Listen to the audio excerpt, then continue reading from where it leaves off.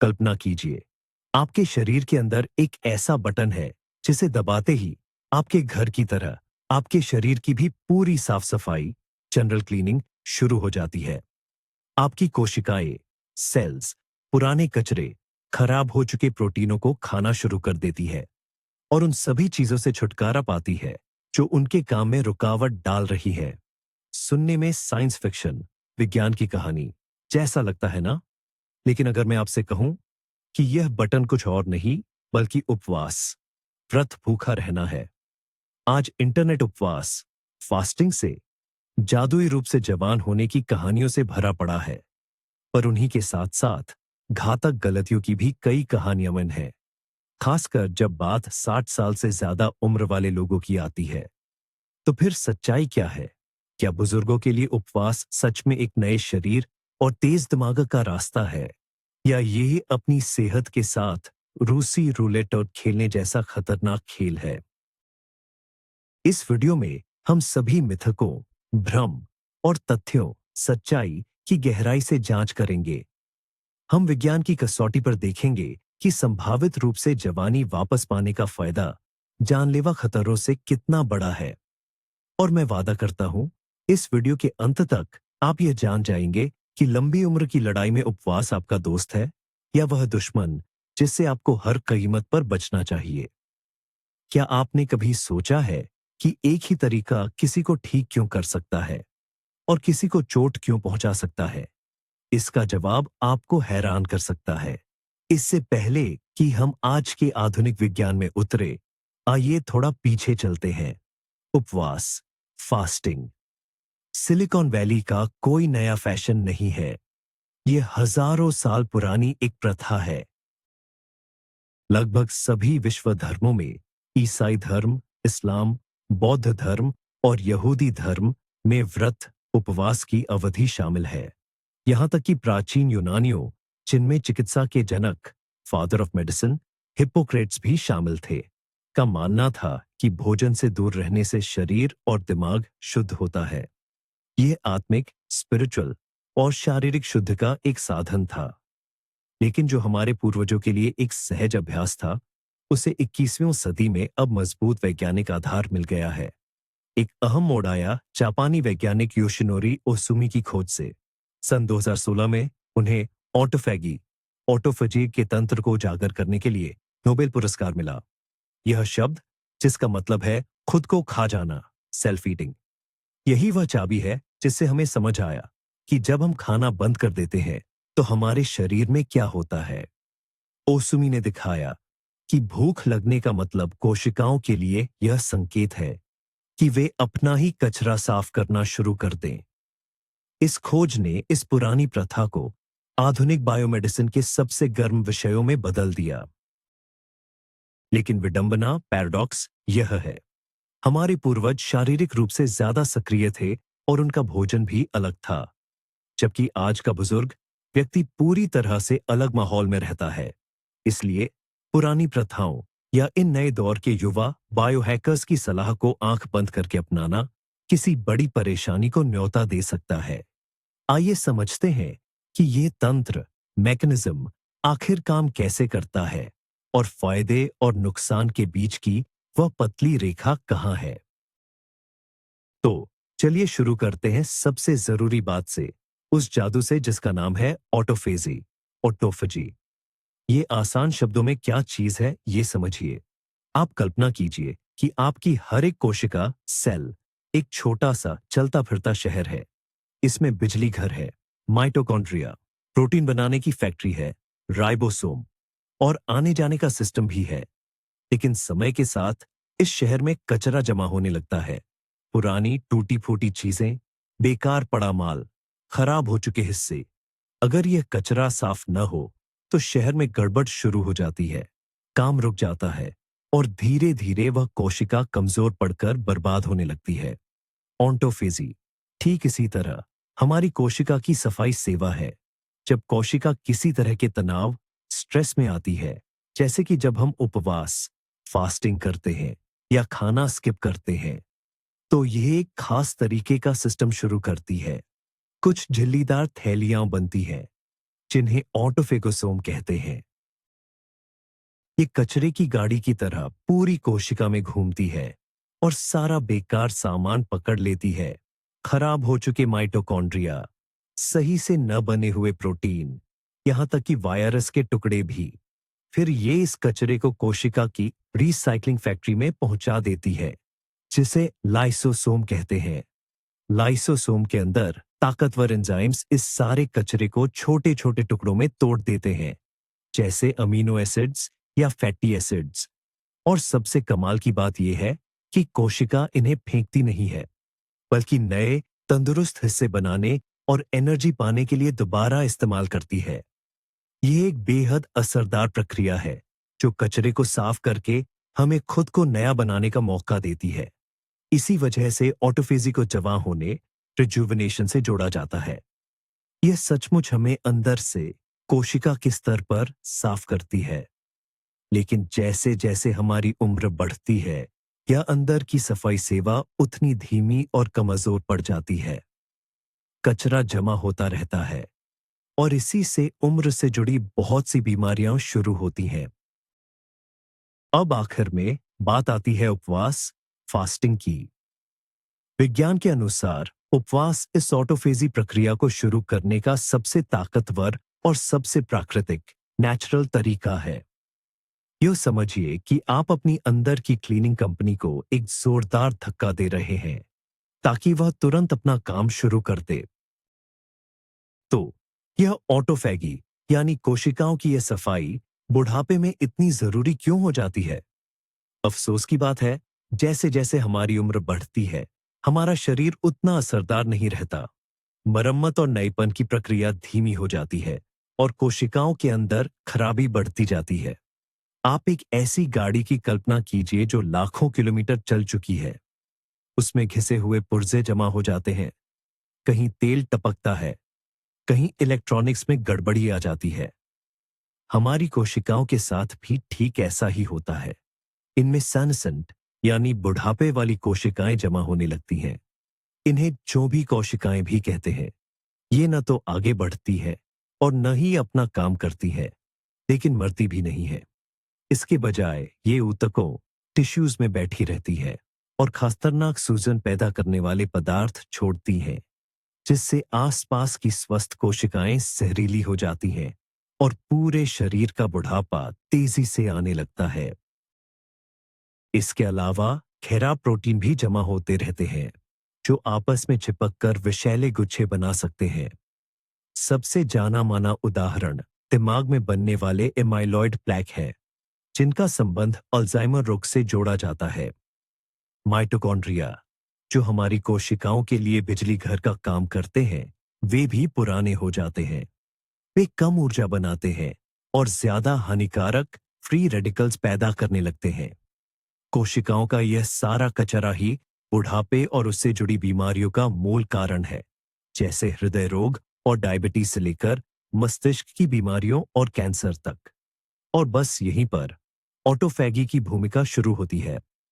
जवानी में यह शरीर की सफाई को सक्रिय रूप से बनाए रखती है, लेकिन उम्र बढ़ने के साथ इसकी रफ्तार धीमी पड़ जाती है।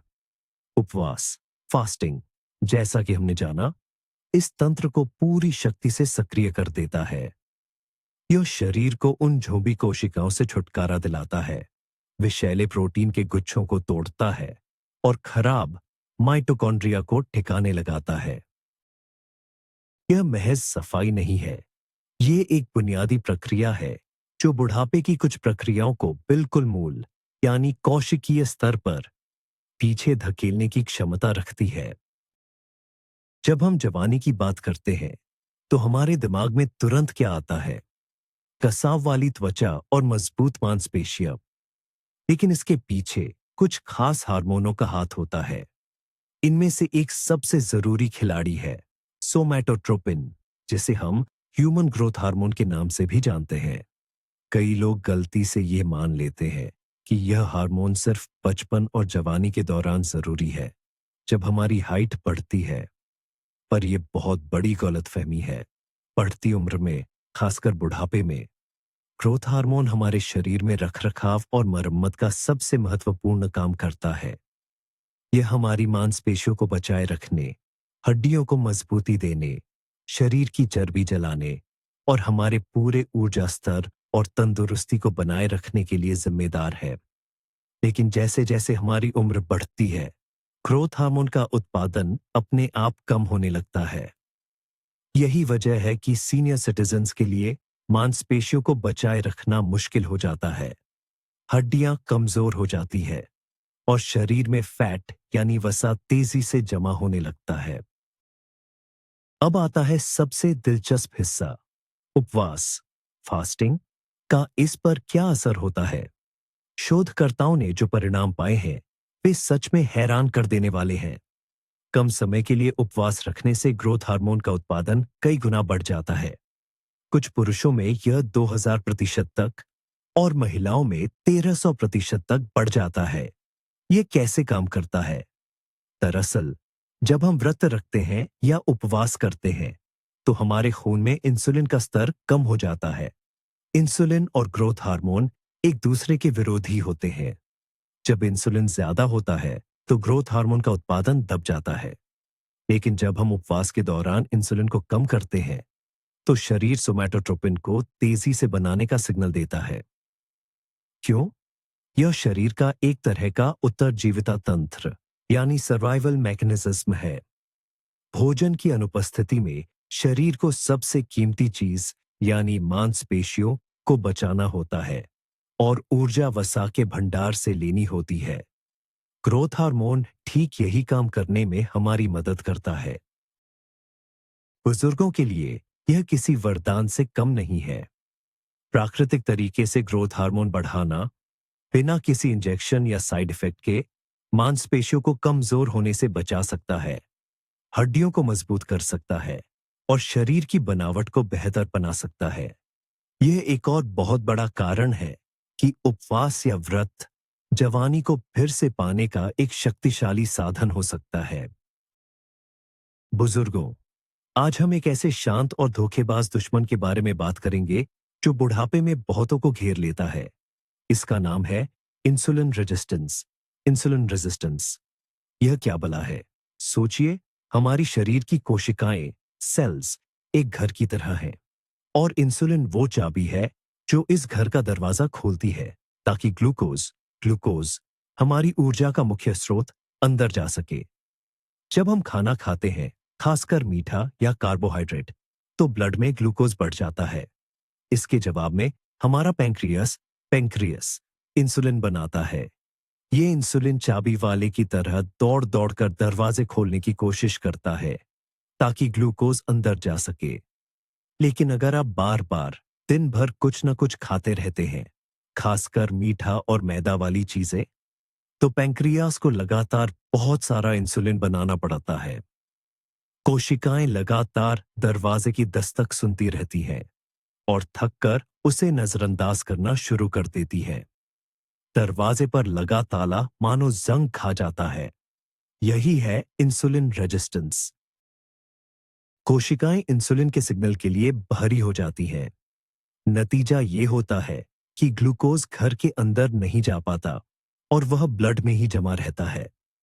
यह सीधे प्रीडायबिटीज और टाइप 2 डायबिटीज का रास्ता है, जो आजकल बुजुर्गों में एक महामारी की तरह फैल रहा है। लेकिन इसके नुकसान सिर्फ यहीं तक सीमित नहीं है। ब्लड में इंसुलिन और ग्लूकोज का बढ़ा हुआ स्तर शरीर में क्रॉनिक सूजन, क्रॉनिक इन्फ्लेमेशन पैदा करता है, नसों को नुकसान पहुंचाता है और तेजी से वजन बढ़ाता है। खासकर पेट पर विसरल फैट, पेट की अंदरूनी चर्बी जमा करता है, जिससे दिल की बीमारियों और कैंसर का खतरा भी बढ़ जाता है। अब सवाल है कि उपवास, फास्टिंग या भूखे रहने से इसमें क्या मदद मिलती है? उपवास पूरे सिस्टम को रीसेट कर देता है। जब हम खाना नहीं खाते, तो ब्लड में ग्लूकोज गिर जाता है। पैंक्रियास को आराम मिलता है, उसे इंसुलिन बनाने की जरूरत नहीं पड़ती। इंसुलिन का स्तर अपने आप नीचे आ जाता है। यह कोशिकाओं को थोड़ी राहत देता है, उन्हें आराम करने का मौका मिलता है। इस आराम से कोशिकाएं फिर से इंसुलिन की धीमी दस्तक को सुनना शुरू कर देती हैं। दरवाजों पर लगा जंग हट जाता है, उनकी संवेदनशीलता सेंसिटिविटी बहाल हो जाती है। इंटरवल फास्टिंग के छोटे छोटे पीरियड जैसे कि 16 घंटे उपवास और 8 घंटे खाना 16-8 भी इंसुलिन सेंसिटिविटी को बहुत बेहतर बना सकते हैं। बुजुर्गों के लिए यही उम्र से जुड़ी मेटाबॉलिक परेशानियों को रोकने और यहां तक कि उन्हें उलटने का सबसे आसान और असरदार तरीका है। यह एक शक्तिशाली उपाय है जो आपको कई बीमारियों से बचा सकता है। हम अक्सर सूजन इन्फ्लेमेशन शब्द सुनते हैं और इसे हमेशा किसी बुरी चीज से जोड़ते हैं, मगर सच्चाई यह है कि जब अचानक या तेज सूजन होती है तो यह शरीर के लिए बहुत जरूरी प्रक्रिया है। जब आपकी उंगली कट जाती है और आसपास लाल होकर फूल जाता है तो यह आपकी रोग प्रतिरोधक क्षमता यानी इम्यून सिस्टम है जो कीटाणुओं से लड़ने और जख्म को भरने का काम शुरू कर चुकी है। असली दिक्कत तब शुरू होती है जब यह सूजन पुरानी क्रॉनिक हो जाती है और धीमी गति से चलती रहती है। आप कल्पना कीजिए कि आपके शरीर के अंदर एक छोटी सी आग हमेशा सुलग रही है। ये आग इतनी तेज नहीं है कि तुरंत कोई बड़ा लक्षण दिखाए, लेकिन यह धीरे धीरे आपके ऊतकों, टिश्यूज और अंगों को नुकसान पहुंचाती रहती है। यही सुलगती हुई आग पुरानी सूजन, क्रॉनिक इन्फ्लेमेशन कहलाती है। आजकल वैज्ञानिक इसे बुढ़ापे का मुख्य कारण मानते हैं और साथ ही ज्यादातर पुरानी बीमारियों की जड़ भी यही है, जैसे दिल की बीमारियां, गठिया, आर्थराइटिस, शुगर, डायबिटीज, दिमाग से जुड़ी दिक्कतें और कैंसर। अब सवाल है कि इस आग को भड़काता क्या है। इसके मुख्य कारण है गलत खान-पान, जिसमें ज्यादा मीठा और प्रोसेस्ड खाना शामिल है, नींद की कमी, तनाव, स्ट्रेस और खासकर पेट के आसपास जमा होने वाला अतिरिक्त वजन या चर्बी। जैसे जैसे हमारी उम्र बढ़ती है, शरीर की सूजन को नियंत्रित करने की क्षमता कम होती जाती है। इस प्रक्रिया को इन्फ्लेमेजिंग कहा जाता है, यानी सूजन और बुढ़ापा का मेल। यह प्रक्रिया उम्र के साथ तेजी से बढ़ती जाती है। तो उपवास, फास्टिंग इस अंदरूनी आग को बुझाने में कैसे मदद कर सकता है? पहला, जैसा कि हम जानते हैं, उपवास इंसुलिन रेजिस्टेंस को कम करता है और ब्लड शुगर के स्तर को घटाता है, और यह बढ़ा हुआ शुगर ही आग लगाने वालों में से एक है। दूसरा, उपवास पेट के अंदर की चर्बी, जिसे विसरल फैट कहते हैं, को जलाने में मदद करता है। यह विसरल फैट वास्तव में सूजन पैदा करने वाले अणुओं की एक फैक्ट्री है। तीसरा, उपवास के दौरान शरीर ऊर्जा के लिए कीटोनीज का उपयोग करना शुरू कर देता है। कीटोन केवल ईंधन नहीं है, बल्कि इनमें सूजन रोधी एंटी इन्फ्लेमेटोरी गुण भी होते हैं। ये सूजन के लिए जिम्मेदार कुछ जीन्स की गतिविधियों को दबा देते हैं। और आखिर में उपवास से ऑटोफेजी और टोफेजी की प्रक्रिया शुरू होती है। यह प्रक्रिया कोशिकाओं के अंदर जमा कचरे और खराब हिस्सों को साफ करने का काम करती है। यह कचरा भी कई बार शरीर में प्रतिरक्षा प्रतिक्रिया और सूजन को भड़का सकता है। इस तरह उपवास कई मोर्चों से पुरानी सूजन पर हमला करता है, जिससे शरीर को शांत होने और इन विनाशकारी प्रक्रियाओं को रोकने में मदद मिलती है। हमारा दिमाग शरीर का सबसे ज्यादा ऊर्जा खर्च करने वाला अंग है। इसका वजन भले ही हमारे शरीर के कुल वजन का सिर्फ 2% हो, लेकिन यह हमारी 20% ऊर्जा अकेले ही इस्तेमाल कर लेता है। उम्र बढ़ने के साथ इसकी कार्यक्षमता कम होने लगती है। हमें नाम याद नहीं रहते, किसी चीज पर ध्यान लगाना मुश्किल हो जाता है, और गंभीर मामलों में अल्जाइमर और पार्किंसंस जैसी भयानक बीमारियां भी हो जाती हैं। तो क्या उपवास, फास्टिंग हमारे दिमाग के लिए ढाल बन सकता है? शोधों के नतीजे तो बहुत ही आशाजनक हैं। दिमाग का मुख्य ईंधन ग्लूकोज होता है, लेकिन जब शरीर में ग्लूकोज कम होता है, जैसे कि उपवास के दौरान, तो हमारा लिवर फैट वसाजे एक वैकल्पिक ईंधन बनाना शुरू कर देता है, जिसे कीटोन बॉडीज कहते हैं। यह पाया गया है कि उम्र दराज दिमाग के लिए कीटोन ग्लूकोज की तुलना में ज्यादा शुद्ध और असरदार ईंधन का स्रोत हो सकते हैं। ये ऐसा है जैसे किसी गाड़ी को साधारण पेट्रोल की जगह हाई ऑक्टेन ईंधन पर चलाना। और बात सिर्फ यहीं खत्म नहीं होती। उपवास एक खास और अद्भुत रसायन को पैदा करने में मदद करता है, जिसे ब्रेन न्यूरोट्रॉफिक फैक्टर यानी BDNF कहते हैं। वैज्ञानिक इसे दिमाग के लिए खाद फर्टिलाइजर मानते हैं। B.DNF नया न्यूरॉन्स को बनने के लिए प्रेरित करता है। इस प्रक्रिया को न्यूरोजेनेसिस कहते हैं। यह न्यूरॉन्स के बीच के कनेक्शन को मजबूत करता है और तंत्रिका कोशिकाओं को नुकसान से बचाता है। B.D.NF का उच्च स्तर अच्छी याददाश्त, सीखने की क्षमता और डिप्रेशन से बचाव से जुड़ा हुआ है। उम्र के साथ इसका बनना कम हो जाता है और उपवास इसे बढ़ाने का एक सबसे शक्तिशाली तरीका है।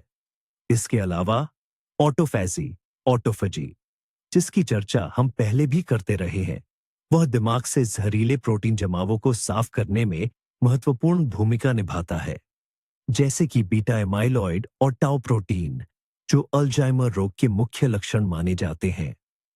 कल्पना कीजिए कि जैसे ही आपको भूख लगती है, आपके दिमाग में सफाई कर्मचारियों की एक टीम सक्रिय हो जाती है, जो इस खतरनाक कचरे को ढूंढ ढूंढ कर बाहर निकालने लगती है। इस तरह उपवास हमारे दिमाग को एक साथ 3 तरह से सुरक्षा देता है। इसे बेहतरीन ईंधन प्रदान करता है, इसके विकास और नएपन को बढ़ावा देता है और इसे विषाक्त पदार्थों से साफ करता है। एक ऐसे बुजुर्ग व्यक्ति के लिए जो अपनी उम्र के आखिरी पड़ाव तक दिमागी तेजी और याददाश्त को बरकरार रखना चाहता है, ये एक अमूल्य रणनीति साबित हो सकती है। हृदय रोग, कार्डियोवास्कुलर डिजीज, दुनिया में जानलेवा बीमारियों में नंबर 1 है और बुजुर्ग लोग इस खतरे के सामने खास तौर पर कमजोर होते हैं। हाई ब्लड प्रेशर, गंदे कोलेस्ट्रॉल का ज्यादा होना और नसों में ब्लॉकेज, एथेरोस्क्लेरोसिस, ये सारी समस्याएं लगभग हर घर में सुनी जाती हैं। तो हमारे शरीर की मुख्य मोटर, दिल की सेहत पर उपवास, फास्टिंग का क्या असर पड़ सकता है? आइए इसे एक एक करके समझते हैं। सबसे पहला और सबसे जरूरी पहलू है रक्तचाप यानी ब्लड प्रेशर। रिसर्च बताती है कि रुक रुक कर किया गया उपवास, इंटरमिटेंट फास्टिंग, इसे कम करने में मदद कर सकता है। इसकी कई वजहें हैं। पहली, इससे इंसुलिन की संवेदनशीलता, सेंसिटिविटी बेहतर होती है, जिससे नसें ज्यादा लचीली बनती है। दूसरी बात, उपवास हमारी तंत्रिका तंत्र पर अच्छा असर डालता है, जिससे नसों को आराम मिलता है और तनाव कम होता है। अगला है खून में चर्बी की जांच, जिसे लिपिड प्रोफाइल कहते हैं, यानी कोलेस्ट्रॉल और ट्राइग्लिसराइड्स। उपवास से ट्राइग्लिसराइड्स, खून में मौजूद फैट का स्तर कम होता है, जिसका ज्यादा होना दिल की बीमारी का एक बड़ा कारण है। यह खराब कोलेस्ट्रॉल यानी LDL, लो डेंसिटी लिपोप्रोटीन को भी घटाता है, जो नसों की दीवारों पर प्लेग बनाता है। अच्छी बात यह है कि अच्छा cholesterol, HDL, high density lipoprotein, या तो स्थिर रहता है या फिर बढ़ भी सकता है। तीसरा पहलू है सूजन, इन्फ्लेमेशन और ऑक्सीडेटिव स्ट्रेस, जो नसों के खराब होने और ब्लॉकेज का मुख्य कारण है। उपवास से शरीर में सूजन कम होती है और शरीर की सुरक्षा प्रणालियां सक्रिय हो जाती है। यह नसों की दीवारों को नुकसान से बचाता है। आप कल्पना कीजिए कि आपकी नसें पानी के पाइप की तरह हैं। समय के साथ इनमें जंग और पपड़ी जमने लगती है। यही ब्लॉकेज है। उपवास इस जंग लगने की प्रक्रिया को धीमा करने में मदद करता है। और अंत में उपवास से वजन कम होता है, खासकर पेट के आसपास की चर्बी, विसरल फैट, जो अपने आप में दिल की सेहत के लिए सबसे बड़ा खतरा है। इस तरह उपवास दिल और नसों को स्वस्थ रखने के लिए एक संपूर्ण रणनीति बन सकती है, क्योंकि यह खतरे के सभी मुख्य कारणों पर एक साथ काम करती है। पिछले कुछ सालों से वैज्ञानिक इस बात पर ज्यादा जोर दे रहे हैं कि हमारी आंत, गट सिर्फ खाना पचाने वाला अंग नहीं है, बल्कि यह हमारा दूसरा दिमाग है। इसमें खरबों की संख्या में बैक्टीरिया, फंगस और वायरस रहते हैं, जिन्हें सामूहिक रूप से माइक्रोबायोटा कहते हैं। यह सूक्ष्म जीवों की जटिल दुनिया हमारे सब कुछ पर असर डालती है, हमारी रोग प्रतिरोधक क्षमता, इम्यूनिटी पर हमारे मूड पर, वजन पर और यहां तक कि कई बड़ी बीमारियों के खतरे पर भी। अफसोस की बात यह है कि उम्र बढ़ने के साथ इस माइक्रोबायोटा का संतुलन बिगड़ जाता है। अच्छे और फायदेमंद जीवाणु कम हो जाते हैं और नुकसान पहुंचाने वाले कंडीशनली पैथोजेनिक जीवाणु बढ़ जाते हैं। इसी असंतुलन को डिसबायोसिस कहते हैं। यह डिसबायोसिस कई समस्याओं को जन्म देता है, जैसे कि शरीर में सूजन का बढ़ना, इम्यूनिटी का कमजोर होना और छलनी जैसी आंत लीकी गट सिंड्रोम की समस्या। इस हाल में आंतों की दीवारें ज्यादा पारगम्य हो जाती हैं, जिससे जहरीले तत्व और बिना पचा भोजन खून में चले जाते हैं। इसकी वजह से पूरे शरीर में पुरानी और लगातार रहने वाली सूजन पैदा हो जाती है। अब सवाल यह है कि यहाँ उपवास, फास्टिंग क्या भूमिका निभा सकता है? उपवास हमारी आंत के इस पूरे इकोसिस्टम के लिए एक तरह से रीसेट बटन की तरह काम करता है। जब हम खाना बंद कर देते हैं, तो हम इन बैक्टीरिया को भी खाना देना बंद कर देते हैं। खासकर वे बैक्टीरिया जो चीनी और सिंपल कार्बोहाइड्रेट पर पलते हैं, उनके लिए ये बहुत मुश्किल समय होता है और उनकी संख्या कम हो जाती है। वहीं उपवास कुछ खास और फायदेमंद बैक्टीरिया को बढ़ने में मदद करता है। ये वो बैक्टीरिया होते हैं जो मुश्किल माहौल में भी जिंदा रह सकते हैं और ब्यूटीरेट जैसे फायदेमंद तत्व बनाते हैं। ब्यूटीरेट एक ऐसा शॉर्ट चेन फैटी एसिड है जो आंत की कोशिकाओं के लिए ऊर्जा का मुख्य स्रोत है। यह आंतों की दीवारों को मजबूत करता है और इसमें जबरदस्त सूजन रोधी एंटी इन्फ्लेमेटरी गुण होते हैं। कल्पना कीजिए कि आपकी आंत एक बगीचा है। समय के साथ इसमें खरपतवार, नुकसानदेह बैक्टीरिया बढ़ जाते हैं जो फायदेमंद पौधों को दबा देते हैं। उपवास इसी खरपतवार हटाने जैसा है जो अच्छे पौधों को फिर से बढ़ने का मौका देता है। माइक्रोबायोटा का यह रीसेट बुढ़ापे में स्वास्थ्य के लिए दूरगामी परिणाम ला सकता है। इम्यूनिटी मजबूत होगी, सूजन कम होगी और आपका सामान्य स्वास्थ्य बेहतर होगा। चलिए, अब हम अच्छी बातों से हटकर एक बहुत ही गंभीर मसले पर ध्यान देते हैं। ये मसला है बुजुर्गों के लिए भूखा रहने या बहुत कम खाना खाने की सबसे बड़ी और असली समस्या। 50 साल से ऊपर हर व्यक्ति को एक शब्द जानना चाहिए, सार्कोपेनिया। सार्कोपेनिया ग्रीक भाषा में इसका मतलब है शरीर की कमजोरी या घटाव। यह उम्र के साथ मांसपेशियों की ताकत और उनकी कार्यशक्ति फंक्शन में आने वाली कमी है। देखिए, यह सिर्फ दिखावट की बात नहीं है। यह वह हालत है जो सीधे तौर पर कमजोरी, फ्रेजिलिटी, गिरने और हड्डी टूटने के खतरे से जुड़ी है और अंत में इससे अपनी आजादी, इंडिपेंडेंस खोने और जीवन की क्षमता कम होने का खतरा बढ़ जाता है। मांसपेशियां सिर्फ ताकत के लिए नहीं होती, वे हमारा मुख्य मेटाबॉलिक अंग है। ये ग्लूकोज का उपयोग करती है, ये इम्यूनिटी, रोग प्रतिरोधक क्षमता में भाग लेती है और ये अमीनो एसिड्स, प्रोटीन के हिस्से को जमा करके रखती है। 30 साल के बाद हम हर साल लगभग 1% मांसपेशी खोने लगते हैं, लेकिन 60 साल के बाद यह प्रक्रिया और तेज हो जाती है। अगर हम कुछ न करें तो 80 साल की उम्र तक हम अपनी आधी मांसपेशियां खो सकते हैं। अब सोचिए, जब पहले से ही कमजोरी का यह माहौल है और हम इस पर उपवास, भूखा रहना जोड़ देते हैं। कैलोरी की कोई भी रोक टोक, खासकर बिना जरूरी प्रोटीन और स्ट्रेंथ ट्रेनिंग, ताकत वाले व्यायाम के सिर्फ चर्बी ही नहीं बल्कि मांसपेशियां भी तेजी से कम करती है। जिस नौजवान व्यक्ति के पास मांसपेशियों की अधिकता है, उसके लिए यह इतना खतरनाक नहीं होगा, लेकिन एक बुजुर्ग के लिए जिसके पास मांसपेशी का हर ग्राम कीमती है, यह एक बहुत बड़ी विपत्ति बन सकती है। थोड़ी सी भी मांसपेशी का कम होना वह आखिरी बूंद बन सकता है जो उन्हें हल्के फुल्के मजबूती से सीधे नाजुक, फ्रैजाइल हालत में डाल देगा। उन्हें कुर्सी से उठने में, बाजार से सामान लाने में या सीढ़ियां चढ़ने में मुश्किल होगी। गिरने और कूल्हे, एहिप की हड्डी तोड़ने का खतरा, जो अक्सर बुजुर्गों के लिए जानलेवा साबित होता है, कई गुना बढ़ जाता है। इसलिए भूखा रहने के बारे में सोचने से पहले हर बुजुर्ग को खुद से यह पूछना चाहिए, मैं अपनी मांसपेशियों को बचाने के लिए क्या कर रहा हूं?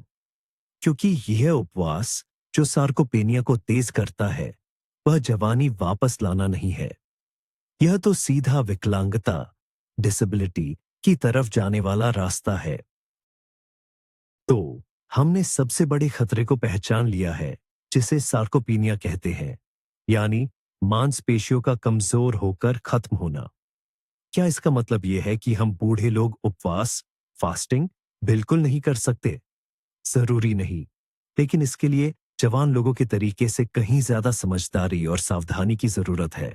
मुख्य सवाल यह है, हम ऑटोफैजी, शरीर की अंदरूनी सफाई और बेहतर इंसुलिन संवेदनशीलता का फायदा कैसे उठा सकते हैं, वो भी अपनी मांसपेशियों को खोए बिना?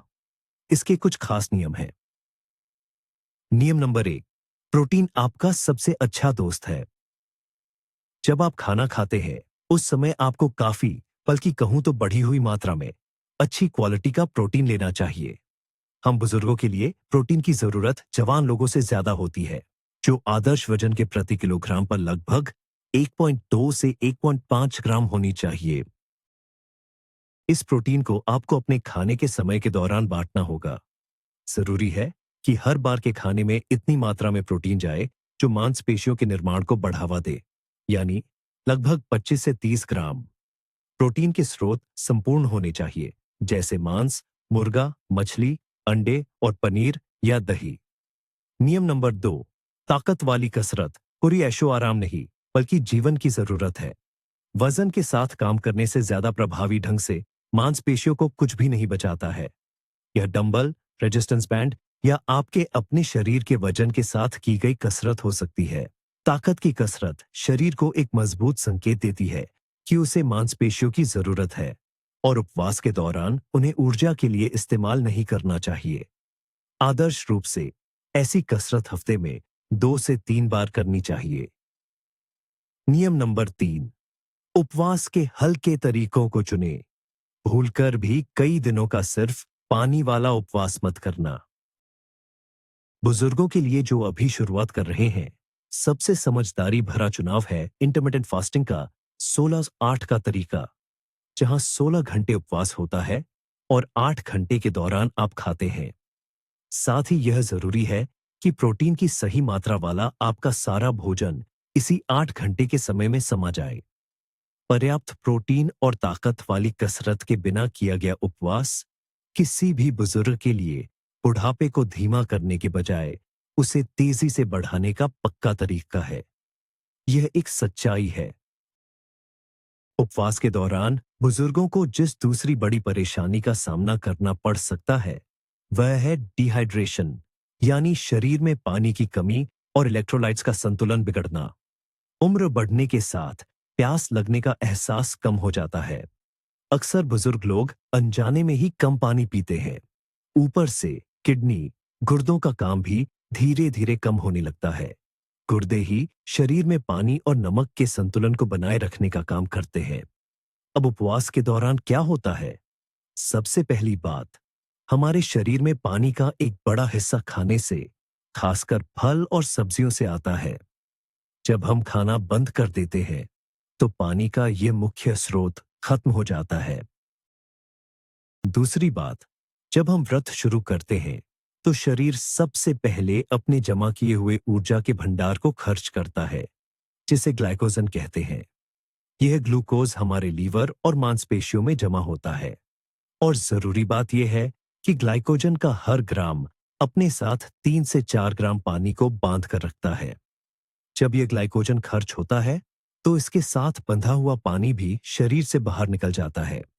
इसीलिए उपवास के शुरुआती दिनों में वजन बहुत तेजी से घटता है, लेकिन यह चर्बी नहीं, बल्कि ज्यादातर पानी होता है। इस पानी के साथ ही शरीर कुछ बेहद जरूरी खनिज, मिनरल्स भी खो देता है, जिन्हें इलेक्ट्रोलाइट्स कहते हैं, जैसे सोडियम, पोटेशियम, मैग्नीशियम और कैल्शियम। ये सिर्फ साधारण नमक नहीं है। ये पदार्थ नसों में संदेश भेजने, मांसपेशियों को सिकोड़ने, जिसमें दिल की मांसपेशी भी शामिल है, और रक्तचाप, ब्लड प्रेशर, को सामान्य बनाए रखने के लिए जिम्मेदार होते हैं। ऐसे बुजुर्ग व्यक्ति के लिए जिन्हें पहले से ही दिल या ब्लड प्रेशर की समस्या है, पानी और इलेक्ट्रोलाइट्स की अचानक कमी बहुत ही ज्यादा खतरनाक साबित हो सकती है। डिहाइड्रेशन और इलेक्ट्रोलाइट्स के असंतुलन के लक्षणों में सिर दर्द, चक्कर आना, मांसपेशियों में ऐंठन, क्रैम्प्स, कमजोरी, भ्रम, कंफ्यूजन और दिल की धड़कन का तेज होना शामिल है। गंभीर मामलों में यह दिल की अनियमित धड़कन, अरिथमिया, गिर जाने और यहां तक कि जानलेवा भी हो सकता है। इसलिए उपवास के दौरान पानी पीना सिर्फ एक सलाह नहीं है, बल्कि यह एक बहुत ही सख्त नियम है। लेकिन सिर्फ पानी ही काफी नहीं है। इलेक्ट्रोलाइट्स का संतुलन बनाए रखना भी बहुत जरूरी है। अगर आपने उपवास या फास्टिंग रखने का फैसला किया है, तो पानी और सही पेय पदार्थ हमेशा आपके साथ ही होने चाहिए। सही तरह से पानी पीने का नियम ही आपका जीवन रक्षक सहारा है, जो आपको डिहाइड्रेशन, पानी की कमी और उससे होने वाले खतरनाक परिणामों से बचाता है। कितना पानी पीना है, इसका कोई तय हिसाब नहीं है। ये आपकी शरीर की जरूरत, आपकी गतिविधि और मौसम पर निर्भर करता है। लेकिन सबसे आसान तरीका है पेशाब का रंग देखना। यह हल्का पीला या भूसे जैसा होना चाहिए। अगर यह गहरा है, तो आप पर्याप्त पानी नहीं पी रहे हैं। अब सवाल आता है कि क्या क्या पीना है। आधार तो जाहिर है, साफ पानी है। आप साधारण पानी भी पी सकते हैं और मिनरल वाटर, खनिज पानी भी, जिससे कुछ इलेक्ट्रोलाइट्स की कमी पूरी हो जाती है। बिना चीनी वाली हर्बल चाय बहुत अच्छी है, जैसे कैमोमाइल, पुदीना या लाइम टी। इनमें कैलोरी नहीं होती, पीने में बदलाव आता है और यह मन को शांत भी रखती है। काली चाय, हरी चाय और कॉफी भी सीमित मात्रा में पी जा सकती है।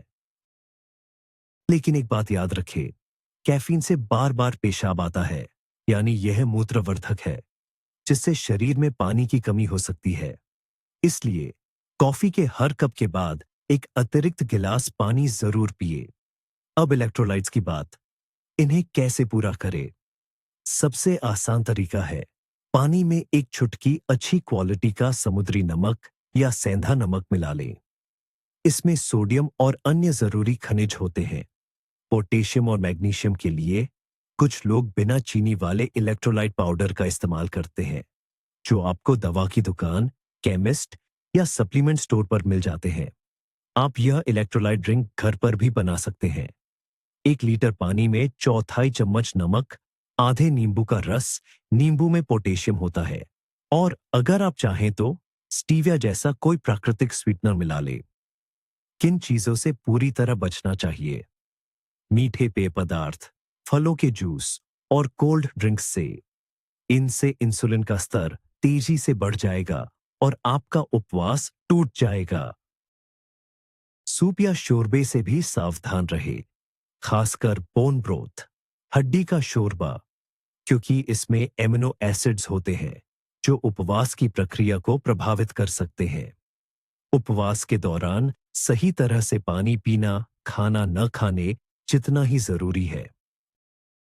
तीसरा, सबसे बड़ा खतरा जिसके बारे में हमें खुलकर और जोर से बात करनी चाहिए, वह है हाइपोग्लाइसीमिया। हाइपोग्लाइसीमिया यानी कि खून में शुगर का खतरनाक तरीके से बहुत कम हो जाना।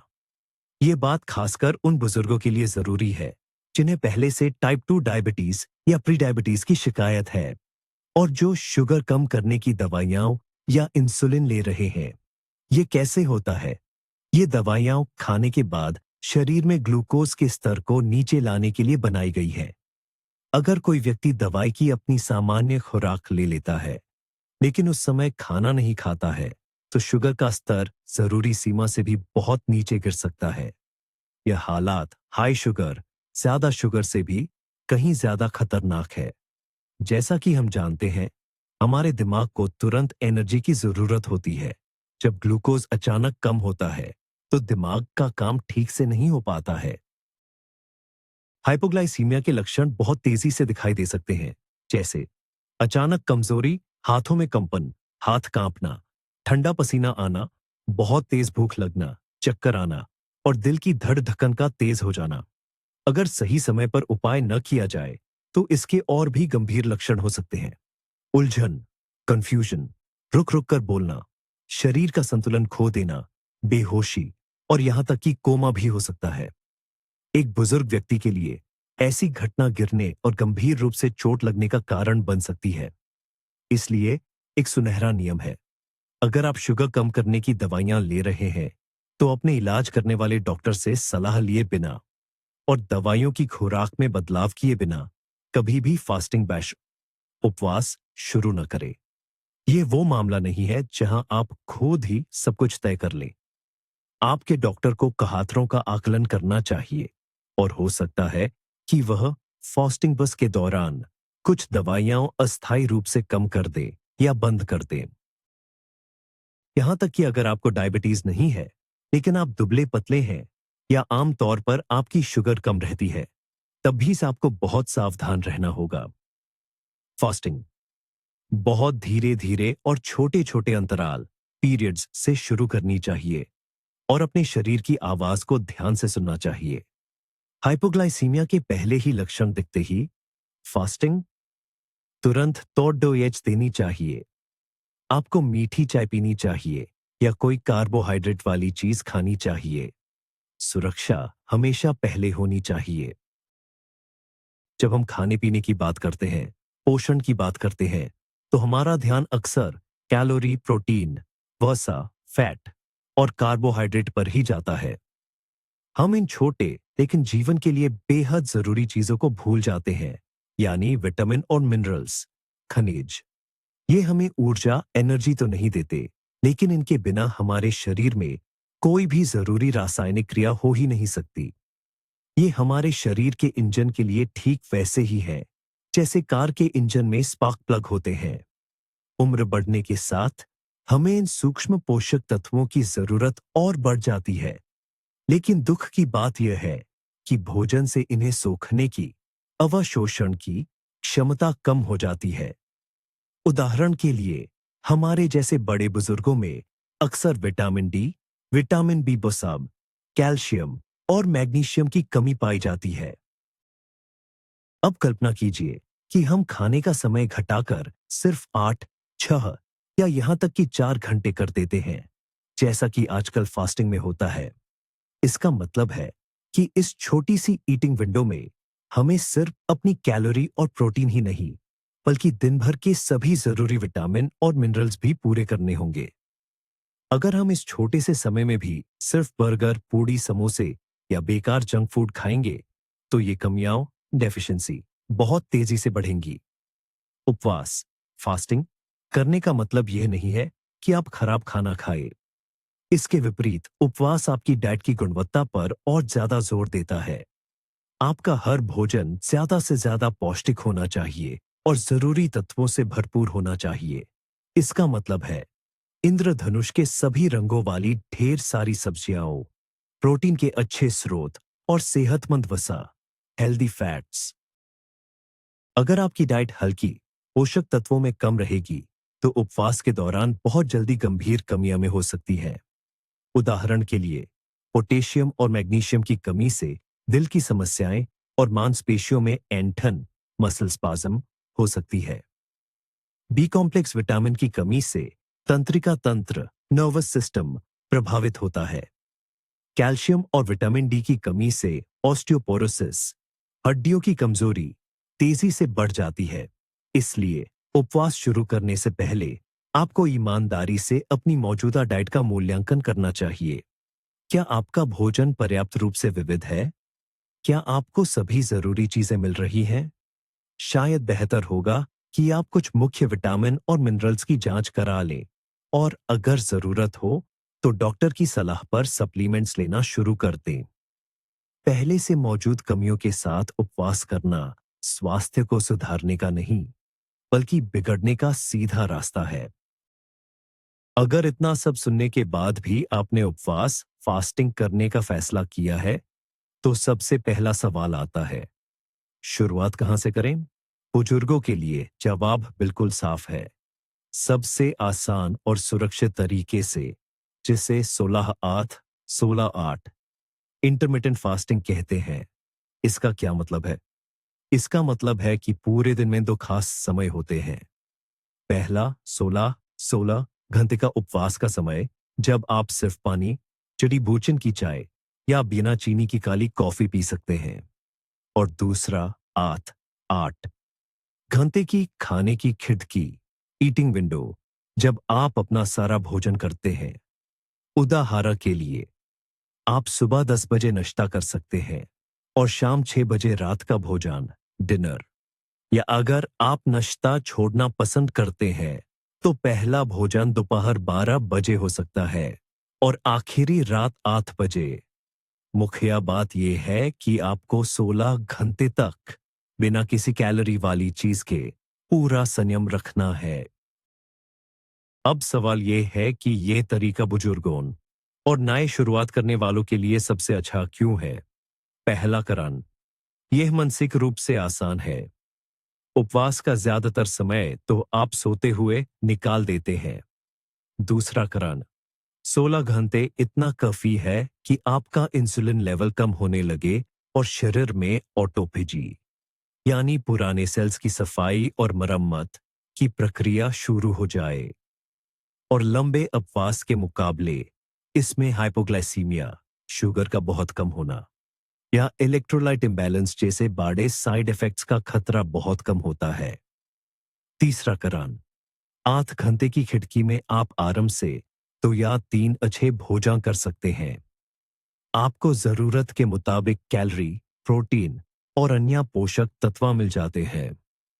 ये जरूरी है ताकि आपकी मांसपेशियां कमजोर न पड़े और शरीर में पोषक तत्वों की कमी ना हो। इस नियम पर धीरे धीरे आना चाहिए। जोश में आकर सीधे छलांग मत लगाइए। आप शुरुआत में 12 घंटे के उपवास से शुरू कर सकते हैं, फिर इसे 14 घंटे तक बढ़ाइए और जब शरीर आदत डाल ले, तभी 16 घंटे पर पहुंचिए। हमेशा अपने शरीर की सुनिए। अगर आपको बहुत ज्यादा कमजोरी, चक्कर या उल्टी जैसा महसूस हो, तो ये संकेत है कि आपको रुक जाना चाहिए या पीछे हट जाना चाहिए। याद रखिए, ये 1608 तरीका कोई स्प्रिंट, तेज दौड़ नहीं। ये एक मैराथन है। ये सिर्फ थोड़े दिनों की डाइट नहीं, बल्कि जीने का एक नया तरीका है। व्रत या उपवास की दुनिया में कुछ और भी कड़े और मुश्किल तरीके होते हैं, जैसे 24 घंटे का उपवास, जिसे अंग्रेजी में ईट स्टॉप ईट भी कहते हैं।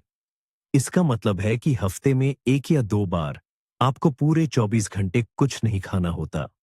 उदाहरण के लिए, अगर आपने सोमवार शाम 7 बजे खाना खाया, तो अब अगला भोजन आप मंगलवार शाम 7 बजे ही करेंगे।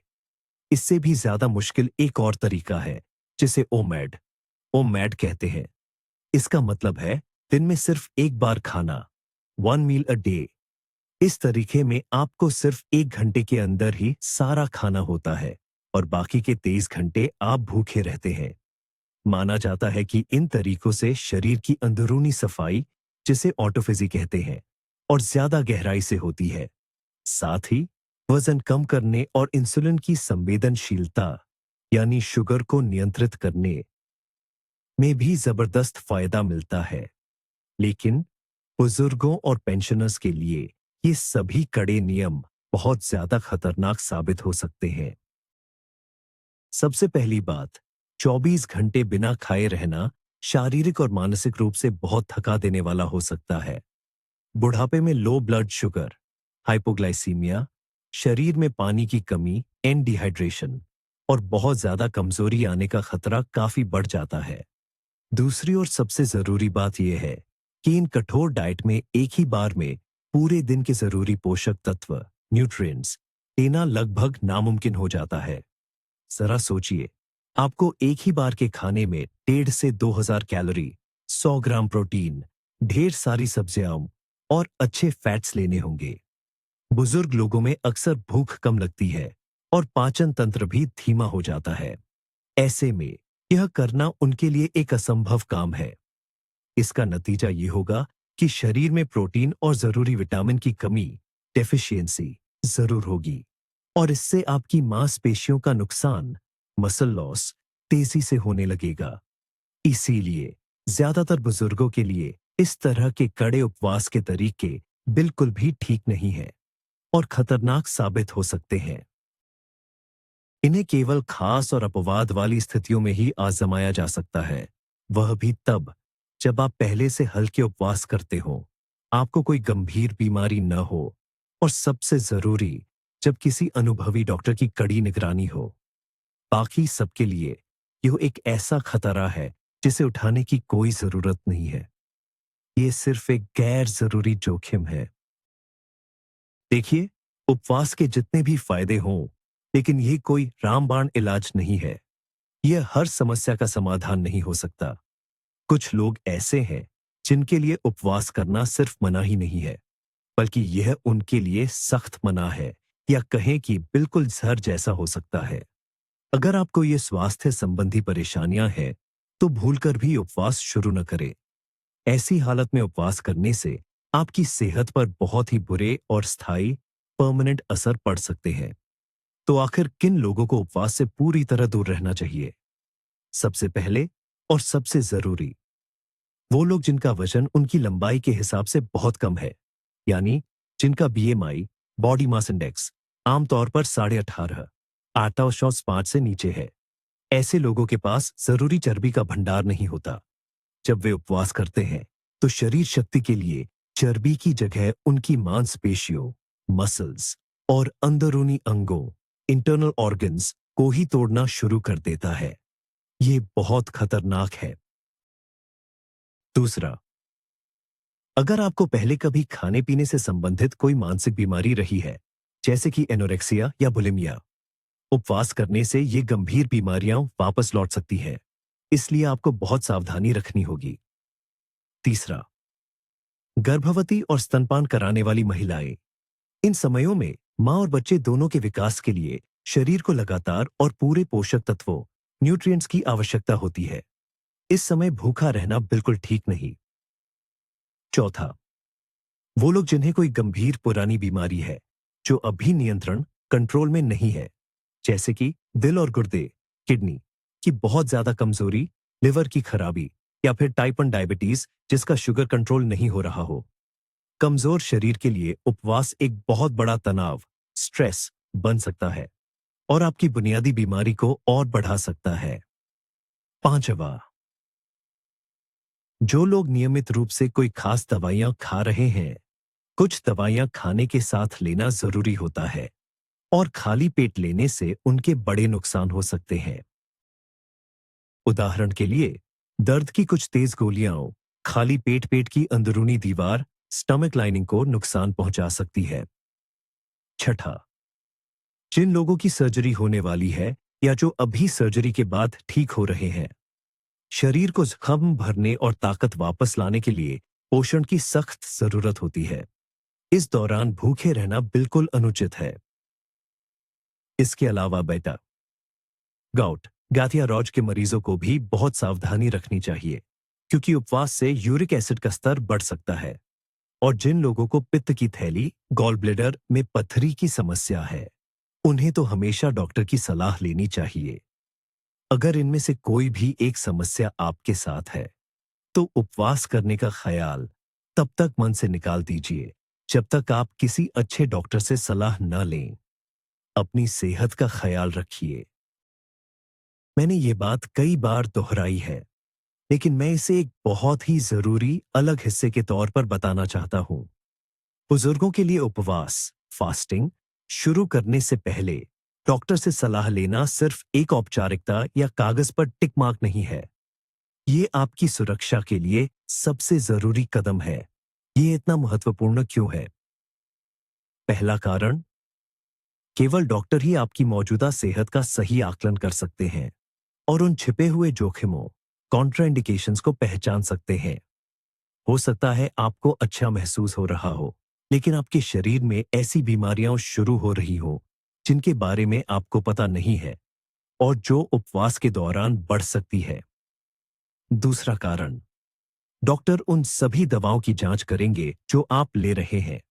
जैसा कि हमने पहले भी कहा है, डायबिटीज, शुगर या ब्लड प्रेशर की कुछ दवाओं की डोज, मात्रा को बदलना पड़ सकता है। इसे खुद से बदलना जानलेवा हो सकता है। तीसरा कारण, डॉक्टर जरूरी टेस्ट लिख सकते हैं ताकि आपकी शुरुआती स्थिति, बेसलाइन का पता चले। इसमें ब्लड का सामान्य और बायोकेमिकल टेस्ट, शुगर, ग्लूकोज और ग्लाइकेटेड हीमोग्लोबिन लेवल, साथ ही लिवर और किडनी फंक्शन टेस्ट शामिल हो सकते हैं। इससे आपको उपवास शुरू करने से पहले छिपी हुई कमियों का पता चलेगा और बाद में आप सुधार को ट्रैक कर सकेंगे। आपको डॉक्टर से क्या बात करनी चाहिए? उन्हें बताएं कि आप किस तरह का उपवास, जैसे इंटरमिटेंट फास्टिंग, आजमाना चाहते हैं। अपनी खान-पान की आदतों और एक्सरसाइज, शारीरिक गतिविधि के बारे में ईमानदारी से बताएं। अपनी सभी पुरानी बीमारियों, क्रॉनिक डिजीजेस और दवाओं पर चर्चा करें। सीधे पूछें, क्या मेरे लिए इंटरमिटेंट फास्टिंग सुरक्षित है? मेरे मामले में क्या जोखिम है? मुझे किन लक्षणों पर खास ध्यान देना चाहिए? मुझे कितनी बार जांच करानी होगी? अगर आपका डॉक्टर उपवास के बारे में नहीं जानता है, आपकी बात को हल्के में लेता है या बिना जांच के ही तुरंत हाँ कर देता है, तो ये समय है कि आप किसी और ज्यादा जानकार विशेषज्ञ की तलाश करें। याद रखें, आपकी सेहत आपकी अपनी जिम्मेदारी है और शरीर के साथ इतने बड़े बदलाव करने के लिए अधिकतम जागरूकता, अवेयरनेस और सावधानी बरतनी चाहिए। हमने उपवास के शारीरिक पहलुओं, फिजियोलॉजिकल एस्पेक्ट्स पर तो बहुत बात की है, लेकिन अक्सर इसके मानसिक असर, साइकोलॉजिकल इम्पैक्ट को अनदेखा कर देते हैं। किसी भी चीज पर रोक लगाना या अपनी पुरानी आदतों को छोड़ना, यह हमारे शरीर और मन दोनों के लिए एक तरह का तनाव, स्ट्रेस है। और भूख यानी गोलोद, ये सबसे पुराना और शक्तिशाली तनाव देने वाला कारक है। जब हम भूखे रहते हैं तो शरीर में तनाव बढ़ाने वाला हार्मोन कोर्टिसोल बढ़ जाता है। थोड़े समय के लिए यह सामान्य है और फायदेमंद भी। कोर्टिसोल जमा ऊर्जा को बाहर निकालने में मदद करता है। लेकिन अगर यह तनाव लंबे समय तक बना रहे तो कोर्टिसोल का लगातार बढ़ा हुआ स्तर फायदे से ज्यादा नुकसान कर सकता है। यह हमारी नींद खराब कर सकता है, चिंता, एंग्जाइटी बढ़ा सकता है, मांसपेशियों को कमजोर कर सकता है और यहां तक कि हमारी रोग प्रतिरोधक क्षमता, इम्यूनिटी को भी दबा सकता है। बुजुर्गों के लिए, जो पहले से ही तनाव के प्रति ज्यादा संवेदनशील होते हैं और जिन्हें नींद की समस्या हो सकती है, यह बात और भी महत्वपूर्ण हो जाती है। इसलिए यह बहुत जरूरी है कि उपवास को खुद पर जबरदस्ती या अत्याचार के रूप में न देखें, बल्कि इसे एक जागरूक अभ्यास, कॉन्शियस प्रैक्टिस की तरह करें। अगर आप लगातार खाने के बारे में ही सोच रहे हैं, चिड़चिड़े या गुस्सा महसूस कर रहे हैं, या अगर रात को भूख के कारण आपको नींद नहीं आ रही है, तो हो सकता है कि आपने जो नियम चुना है वह बहुत कड़ा है। ऐसी स्थिति में एक कदम पीछे हटना बेहतर है। आप कोई आसान विकल्प चुने या कुछ समय के लिए इस अभ्यास को रोक दें। तनाव को नियंत्रित करना सीखना बहुत महत्वपूर्ण है। इसमें ध्यान, मेडिटेशन, सांस लेने के व्यायाम, ब्रीदिंग एक्सरसाइजेस और खुली हवा में शांत सैर, वॉक्स आपकी मदद कर सकती है। यह भी जरूरी है कि आप उपवास को जुनून न बना लें और नियमों के टूटने पर खुद को दोषी न ठहराएं। अगर आप निर्धारित समय तक उपवास नहीं रख पाए तो कोई बड़ी बात नहीं है। बस अगले दिन से आप वापस अपने रूटीन पर आ जाइए। शारीरिक स्वास्थ्य जितना जरूरी है, मानसिक शांति, साइकोलॉजिकल कंफर्ट भी उतनी ही महत्वपूर्ण है। अगर उपवास आपके लिए रोज की सजा बन जाता है तो आपको इसका कोई लाभ नहीं मिलेगा। याद रखें, आपका लक्ष्य स्वास्थ्य और जीवन की गुणवत्ता को बेहतर बनाना है, न कि तनाव और चिंता का एक और स्रोत जोड़ना। इसीलिए सिर्फ अपने पेट की नहीं, बल्कि अपनी भावनात्मक स्थिति की भी बात सुने। सोचिए, आपने उपवास यानी फास्टिंग सफलतापूर्वक पूरा कर लिया, चाहे वो 16 घंटे का हो या 24 घंटे का। आपको कैसा लगता है? हल्का और खुद पर गर्व होता है। ऐसा लगता है कि अब तो मुश्किल काम हो गया। लेकिन देखिए, यही सबसे बड़ी गलती होती है। ये एक बहुत खतरनाक धोखा है। अगर हम उपवास गलत तरीके से तोड़ें, तो इसका फायदा तो खत्म हो ही जाएगा, बल्कि ये हमें बहुत बड़ा नुकसान भी दे सकता है। खासकर अगर आपने एक दिन से ज्यादा का उपवास किया हो। एक बहुत खतरनाक स्थिति होती है जिसे हम रिफीडिंग सिंड्रोम यानी दोबारा भोजन शुरू करने का सिंड्रोम कहते हैं। जब शरीर को लंबे समय तक भोजन नहीं मिलता, तो खून में जरूरी खनिज तत्वों मिनरल्स का स्तर कम हो जाता है, जैसे कि फास्फोरस, पोटेशियम और मैग्नीशियम।